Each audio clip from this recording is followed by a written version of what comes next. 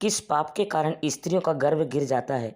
मित्रों, आप सभी ने देखा होगा कि कुछ स्त्रियां गर्भवती तो होती है, किंतु उनका बच्चा समय से पहले ही पैदा हो जाता है, जिससे उस बच्चे की मौत हो जाती है और कई स्त्रियों को तो मरा हुआ बच्चा पैदा होता है। मित्रों, आज के इस वीडियो में हम आपको इसी के बारे में बताएंगे कि किस पाप के कारण स्त्रियों का गर्भ गिर जाता है और वह कौन सा कार्य है जो एक गर्भवती स्त्री को कभी नहीं करना चाहिए, नहीं तो उसका गर्भ गिर जाता है।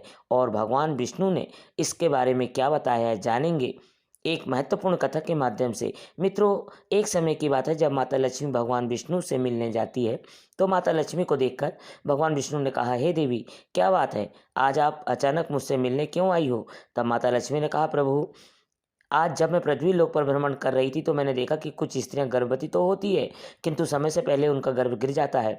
प्रभु, इसे देखकर मेरे मन में दो प्रश्न उठ रहे हैं और आज मैं आपसे उन्हीं दोनों प्रश्नों का उत्तर पूछने के लिए आई हूँ। तो भगवान विष्णु ने कहा, देवी, तुम्हारे मन में जो भी प्रश्न है मुझे निश्चित होकर बताओ, मैं तुम्हारे दोनों प्रश्नों के उत्तर अवश्य ही दूंगा। हे तो माता लक्ष्मी ने कहा, हे प्रभु, मेरा पहला प्रश्न यह है कि किस पाप के कारण स्त्रियों का गर्भ गिर जाता है और स्त्री के बच्चे की मृत्यु हो जाती है। और मेरा दूसरा प्रश्न यह है कि कौन सी स्त्री के भाग्य में पुत्र की प्राप्ति नहीं होती और वह पूरा जीवन निसंतान रहता है।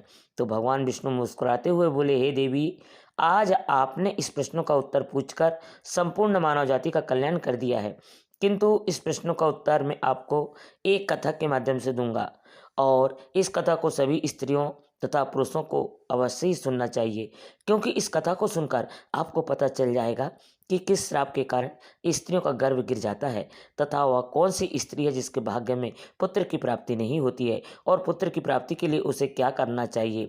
तो माता लक्ष्मी ने भगवान विष्णु से कहा, आप कथा सुनाइए। प्रभु, मैं कथा को पूरा मन लगाकर अंत तक सुनूंगी। तो कथा को सुनाते हुए भगवान विष्णु ने कहा, एक समय की बात है जब एक नगर में एक बहुत अधिक धनवान सेठ रहता था। वह इतना अधिक धनवान था कि उसके घर में किसी चीज़ की कोई कमी नहीं थी। उस सेठ की एक पुत्री थी जिसका नाम रूपवती था। रूपवती विवाह करने के योग्य हो गई थी। फिर उस सेठ ने सही मुहूर्त देखकर अपनी पुत्री रूपवती का विवाह उस नगर के समीप पे एक गांव में कर दिया। गांव में वैश्य के पुत्र से कर दिया। विवाह के बाद सेठ की पुत्री रूपवती अपने पति के घर में रहने लगती है। वह अपने पति के घर में हंसी खुशी से रहने लगती है और अपने पति से बहुत अधिक प्रेम करने लगती है। रूपवती की सास का नाम सुनंदा था। सुनंदा बहुत ही दुष्ट स्वभाव की थी। रूपवती अपने घर में दहेज में बहुत सारा सोना चांदी लाई थी, इसलिए सुनंदा अपनी बहू रूपवती को झूठ मूठ का सम्मान करती थी और हमेशा उससे मीठी मीठी बातें करती रहती थी और रूपवती से अपने मायके से कुछ न कुछ लाने को कहा करती थी। रूपवती अपनी सास की बात मानकर अपने पिता से कहकर वह सोना चांदी, घोड़ा, गाय, बैल आदि चीज़ें मंगवाया करती थी और उसके पिता भी मना नहीं करते थे और सभी सामान देते थे, जिससे के कारण रूपवती की सास उससे बहुत खुश रहती थी। इस इस तरह रूपवती की सास का लालच दिन प्रतिदिन बढ़ता जा रहा था और रूपवती के मायके का सब कुछ हड़पना चाहती थी। क्योंकि उस सेठ का कोई पुत्र नहीं था, इसलिए सारा कुछ रूपवती ही था का और जब तक चलता रहा और उसकी सासें उसे अपनी बातों में बहला फुसलाकर उसके मायके से सारा सामान मंगा लिया करती थी। लेकिन भोली भाली रूपवती इस बात से अनजान थी कि उसकी पिता का सारा कुछ हड़पना चाहती है उसकी सास।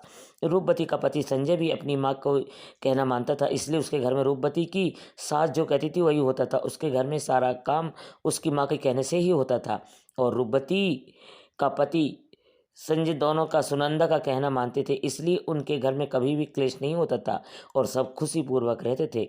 इस तरह कुछ साल बीतने के बाद रूपवती गर्भवती हो गई। जब उसकी सास को इस बात का पता चला तो वह बहुत खुश हो गई। उसने तुरंत ही रूपवती के माता पिता को ये बात की सूचना दी और साथ में बड़ी बड़ी वस्तुओं की मांग की। जब रूपवती के पिता इस बात को सुना तो वह भी बहुत अधिक प्रसन्न हुए और फिर अगले ही दिन वह मिठाई तथा सोने के कंगन और सोने की माला लेकर रूपवती के ससुराल पहुंच गए। रूपवती अपने पिता को देखकर बहुत खुश हुई। फिर कुछ समय बाद रूपवती ससुराल में रुककर उसके पिता अपने के साथ लौट आई। फिर काफ़ी दिनों तक रूपवती का गर्व बढ़ता गया और रूपवती की सास उसका बहुत अच्छी तरह से ख्याल रखने लगी तथा उसे समय समय पर फल फूल खिलाती रहती थी और घर का सारा काम खुद करती थी। रूपवती को कोई भी काम नहीं करने देती थी, इसलिए रूपवती पूरा दिन घर पर आराम करती थी। फिर इस तरह कुछ दिन और बीत गए। एक दिन अचानक ही रूपवती का गर्व गिर गया, जिसने रूपवती की सास को बहुत अधिक क्रोधित हो गई और फिर रूपवती को ताना मारते हुए कहने लगी, अरे पापिन स्त्री, तूने अपने जीवन में ऐसा कौन सा पाप किया है जिसके कारण जन्म लेने से पहले ही तुम्हारा बच्चा मर गया। पता नहीं क्यों मेरे पुत्र ने तुझ जैसी पापन स्त्री से विवाह कर लिया था। मेरे बेटे का तो जीवन ही नष्ट हो गया। अपनी सास की यह बात सुनकर रूपवती बहुत दुखी होकर कहने लगी, सासू माँ, इसमें मेरा क्या दोष है। मैंने अपने जीवन में कोई पाप नहीं किया है, फिर भी पता नहीं क्यों मेरे साथ ऐसा हो रहा है। तब उसकी सास कहने लगी, अरे दुष्ट स्त्री, तूने जरूर अपने जीवन में घोर पाप किया है, इसी कारण तेरा गर्व गिर गया है। फिर कथा को आगे बताते हुए भगवान विष्णु माता लक्ष्मी से कहते हैं, हे देवी, अब कथा को बहुत ध्यान से सुनना, क्योंकि यही तो आपको पता चलेगा कि किस पाप के कारण स्त्री का गर्व गिर जाता है। तो माता लक्ष्मी ने कहा, ठीक है। फिर उसी के बाद में रूपवती की सास उसे हमेशा ताने मारने लगी और घर का सारा काम भी उसी से करवाती रहती थी, खुद कोई काम नहीं करती थी। रूपवती की सास उससे इतना काम करती थी कि रूपवती को अब सही से खाना खाने का भी समय नहीं मिल रहा था।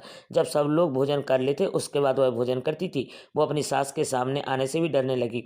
फिर इस तरह कुछ महीने और बीत जाने के बाद रूपवती दोबारा से गर्भवती हो गई, जिससे उसका पति बहुत प्रसन्न हुआ, और लेकिन उसकी सास अभी तक उससे गुस्सा थी। जब रूपवती ने अपनी सास को यह बात बताई तो रूपवती से कहने लगी, एक बच्चे को तो खा गई, पता नहीं अब इस बच्चे को भी जीवित रखेगी या इसे भी उसी के तरह खा जाओगी। मुझे तुझ पर ज़रा सा भी भरोसा नहीं है, क्योंकि मुझे तो लगता है कि तूने अपने जीवन में ज़रूर कोई पाप किया है, इसलिए तेरा पहला बच्चा गिर गया है। अपनी सास की यह बात सुनकर रूपवती कुछ नहीं बोली और चुपचाप खड़ी रही। फिर धीरे धीरे रूपवती का गर्भ बढ़ता गया और गर्भवती होते हुए वह घर का सारा काम करती थी, लेकिन फिर भी उसकी सास को उस पर ज़रा सा भी दया नहीं आती थी।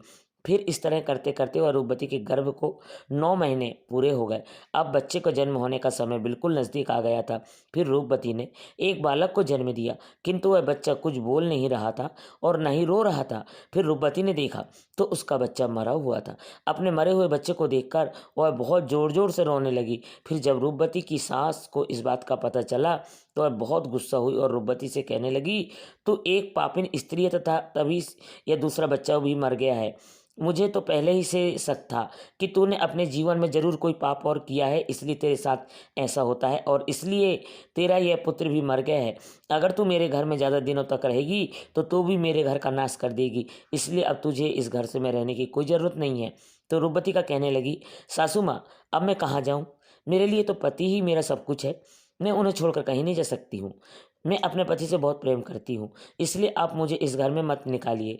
मैं घर का सारा काम करूँगी और इसी घर के किसी कोने में पड़ी रहूँगी। आप जो भी काम कहोगी मैं वह सब कुछ करूँगी, बस आप मुझे घर से मत निकालिए, क्योंकि मैं अपने पति के बिना एक पल भी नहीं रह सकती हूँ। तो उसकी सास बोली, अरे पापिनी स्त्री, अगर तूने अपने पति के बिना नहीं रह सकती तो कहीं पर जाकर मर जा, लेकिन अब तुझे मैं इस घर में एक क्षण भी नहीं रहने दूंगी। इतना कहकर रूपवती की सास रूपवती को धक्के मारकर घर से बाहर कर देती है। फिर रूपवती घर के बाहर बैठी रहती है, लेकिन उसकी सास ने दरवाज़ा तक नहीं खोला। फिर वह घर के बाहर बैठकर अपने मन में सोचने लगी, अब मुझे यहाँ से अपने अपने मायके जाना चाहिए पड़ेगा। फिर इतना सोचकर वह अपने मायके को चल देती है। तभी रास्ते से अब एक पड़ता हुआ जंगल में तभी मायके जा रही थी, तभी बारिश होने लगती है, तो वह एक पेड़ के नीचे बैठ जाती है।